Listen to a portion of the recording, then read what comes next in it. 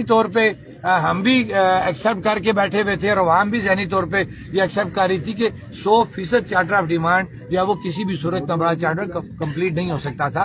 لیکن عوام کی بھی ایک رائے تھی جو ہم سوشل میڈیا پہ دیکھ رہے تھے. ہمارا اپنا بھی ایک ذہن تھا کہ ہم نے بیسک یا بنیادی چیزیں ایسی کون سی ہیں جو ہم نے حاصل کرنی ہیں. تو اس میں 2 چیزیں بڑی کلیئر تھی، اشرافیہ کی مراد اور 12 سیٹیں. تو مذاکرات ہوئے، ان پہ کافی ہماری بات چیت ہوئی، لیکن پھر انہی 2 چیزوں پہ جا کے جو ہے وہ ڈیڈ لاک آیا.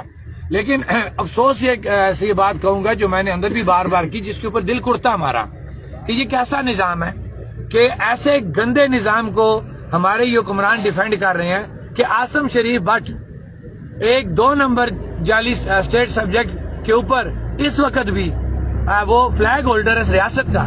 شرم آنی چاہیے ان حکمرانوں کو، شرم آنی چاہیے ان اداروں کو کہ ثابت شدہ ایک منسٹر جس کی بیس ہی نہیں ہے، بیس لیس منسٹر، اس کے اوپر باقاعدہ FIR بنتی ہے جھوٹی، وہ ایک جو 2 نمبر اسٹیٹ سبجیکٹ بنا کے ریاست کے اتنے اعلیٰ عہدے کے اوپر وہ اسٹیٹس انجوائے کر رہا ہے. اور یہ حکمران جن سے ہم نے مذاکرات کیے، بارہا ہم نے ان کو یہ کہا کہ یہ زیادتی ہے.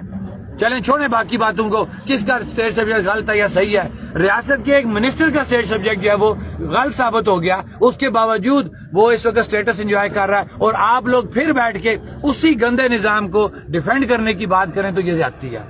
یہ وہ بیسک بنیادی چیزیں ہیں کہ جس کے خلاف جموں و کشمیر جوائنٹ عوامی ایکشن کمیٹی اپنی عوام کی سپورٹ سے جو ہے اس کا مقابلہ کر رہی ہے. اچھے اللہ سے اچھے کی امید رکھنی چاہیے. عمر صاحب نے بات کی کہ ہم نے کسی جگہ پہ ڈیڈ لاک نہیں لایا، ہم نے اپنے مطالبات ان کو دیے. کئی چیزیں ہماری سیٹل ہو چکی تھیں، آپ نے دیکھا ہوگا وہ بھی بریک ہوئی ہوں گی جناب کے 8 دسمبر کی چیزیں ساری سیٹل ہوگی، اس کا نوٹیفکیشن بھی تقریباً وہ طے ہو چکا تھا. لیکن ہمارا یہ طے ہوا تھا کہ وہ چیزیں لینے کے بعد ہم نے جو چارٹر آف ڈیمانڈ میں اضافہ کیا تھا اس کے اوپر ہم نے بات کرنی ہے. اور ہم بھی کسی ہٹ درمی کے اوپر نہیں تھے، ہم بالکل ان چیزوں کو سیٹل کرنا چاہ رہے تھے. لیکن ہم نے پوری کوشش کی، ہم نے کسی جگہ ڈیڈ لاک نہیں لایا. اور ابھی بھی بقول عمر نذیر صاحب کے یہ پورے